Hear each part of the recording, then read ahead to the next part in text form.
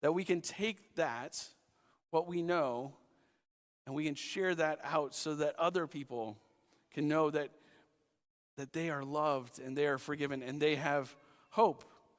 Not because they're so great or that we're so great, but because we have a God that's so great.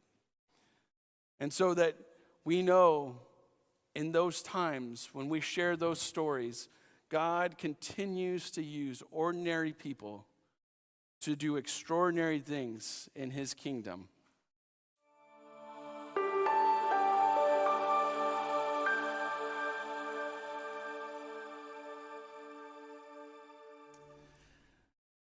This year, we're taking a look at different Old Testament characters and the narratives around them.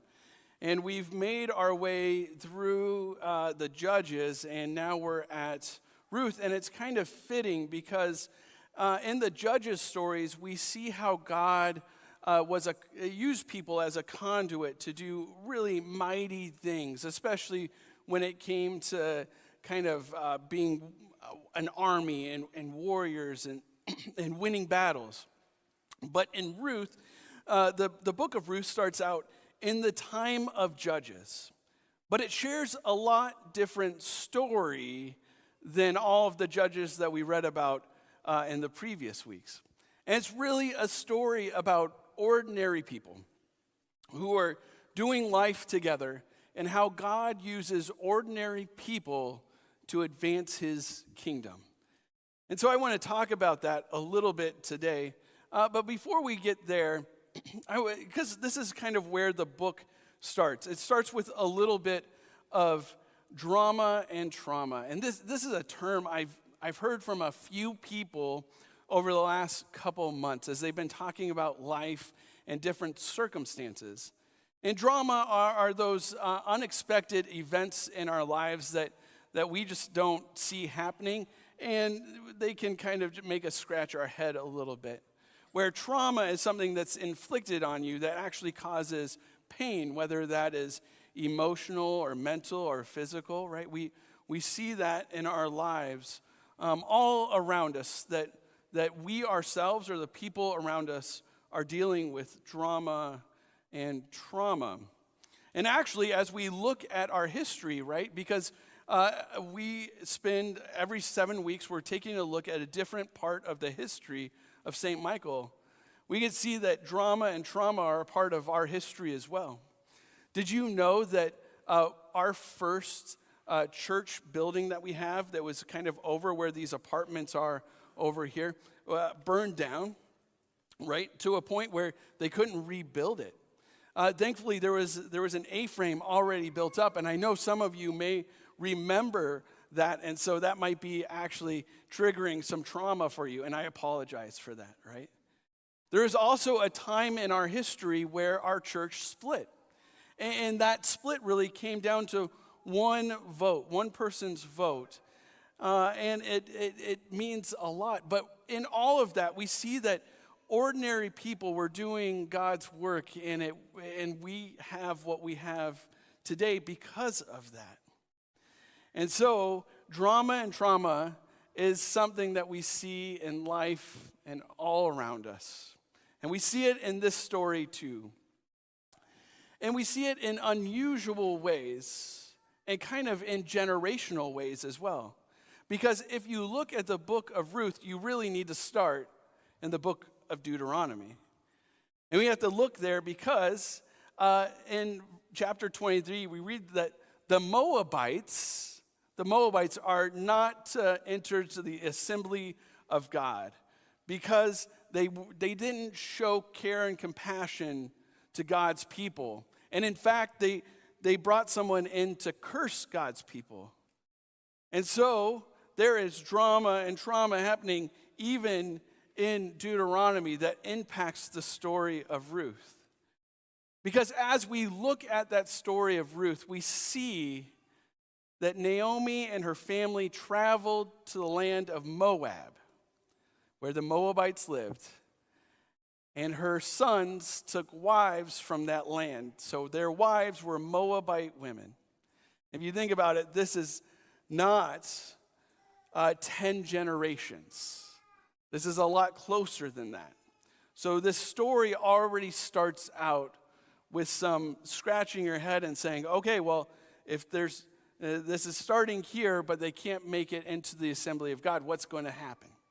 What's going to happen? Well, tragedy happens, drama and trauma, because Ruth's husband and her sons die within the first 10 verses of the narrative, right? Very quickly, we see that Ruth is filled with sorrow. Naomi is filled with sorrow, and as is Ruth and Orpah, her daughter-in-laws. And so there's three really key people within this story. And I want to take a look at each of them and just how they were ordinary people, but God used them to advance his kingdom and do extraordinary things. The first one is Naomi. Naomi, who is saddened and grief-stricken because of the loss of her husband and her sons. And she decides that she's going to leave the land that she went to because of famine, right? So there's already some reasons that they're in that land, but she's going to go home where she knows people, that there's people who can care for her, and that there's a hope that's there if she goes back. And she goes back to the land of Bethlehem in Judea, right? Those words should ring a bell from the Christmas story, from Jesus' birth, right? And how amazing is it to see those connections?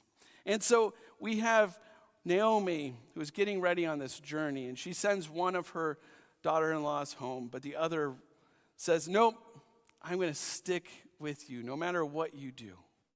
No matter what happens, Ruth is going to be by Naomi's side, because in Naomi, Ruth sees something that is extraordinary. She sees hope in a dire situation. She doesn't know what that means. She doesn't know what is to come, but she sees something that says, no, I'm not going to leave you alone. I'm going to step with you side by side. And so together, they make their way back to Bethlehem. And as they're in Bethlehem, Naomi gives Ruth some special instructions. And then the story kind of takes over into Ruth's part of that story. And Ruth really cares about Naomi, her mother-in-law, and so she goes to care for her, and she goes into a field to glean. Now, if you've ever picked strawberries or corn, you know that you don't get every single one of them.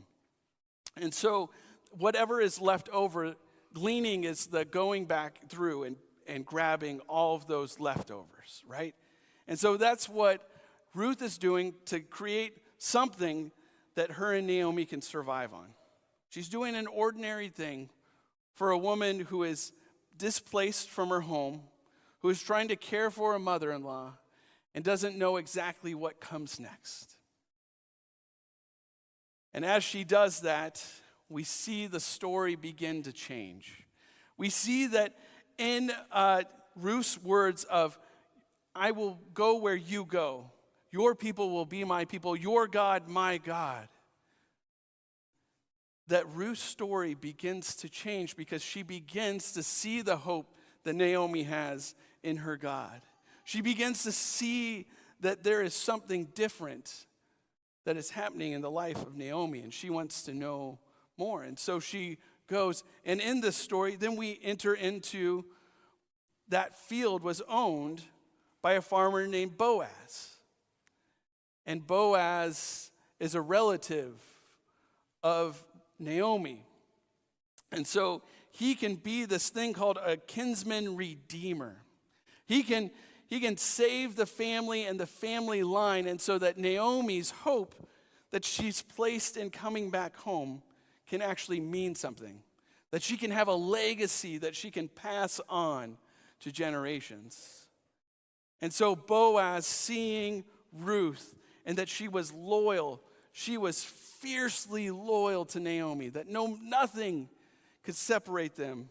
He says there's something interesting about Ruth. And so he asks his workers to leave a little bit extra. Let's make sure that Naomi and Ruth can actually survive, that they're not just getting by, but that they can really thrive where they're at. And then I find this an interesting part of the story is that as the chapters turn and we see Boaz and Ruth begin to connect, there's a point in that story where Boaz goes to sleep and Ruth, on hearing Naomi's words and listening, lays down at his feet. And Boaz wakes up and says, "Hey, what are you doing? What do you want?" And Ruth says, "I want you to be our redeemer. I want you to marry me," is essentially what she's saying. That she is going in not knowing what is going to happen, but listening to Naomi and hearing what is said, having a hope for a future. She says, "Boaz, be our redeemer."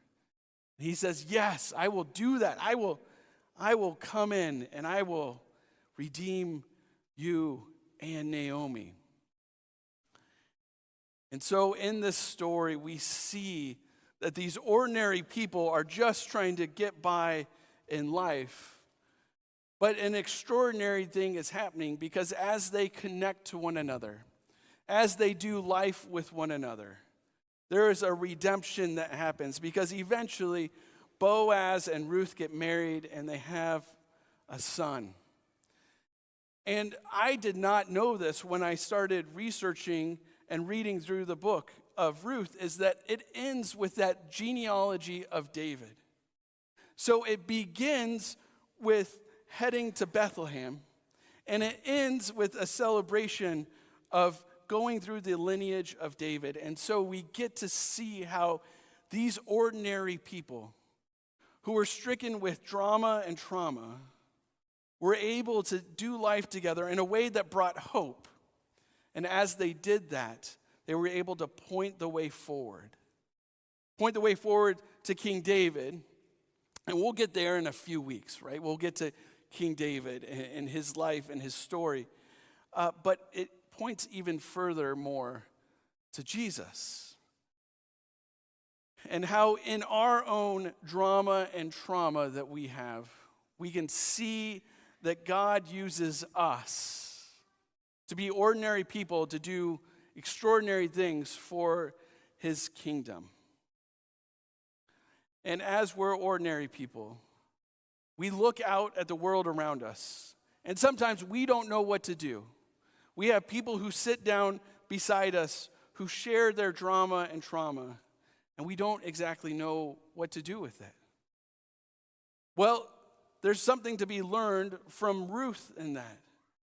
And she didn't say, "I'm going to carry all of this with me." She said, "I'm going to sit here with you. I'm going to go where you go." And sometimes people who are dealing with drama and trauma just need someone to listen to them. They need a word of encouragement and hope. They need a word of redemption, just like Ruth got from Boaz. And so as we look at this story, my hope is that you see how God used ordinary people, even way back in the day, to share hope and that story of redemption and point the way forward to Jesus. And that even in our own lives, as we are connected to Jesus, as we know that love and forgiveness, and in our own drama and trauma, we can point into that, and we know that it's there for us, giving us a hope for tomorrow. That we can take that, what we know, and we can share that out so that other people can know that they are loved and they are forgiven and they have hope. Not because they're so great or that we're so great, but because we have a God that's so great. And so that we know in those times when we share those stories, God continues to use ordinary people to do extraordinary things in his kingdom. Amen.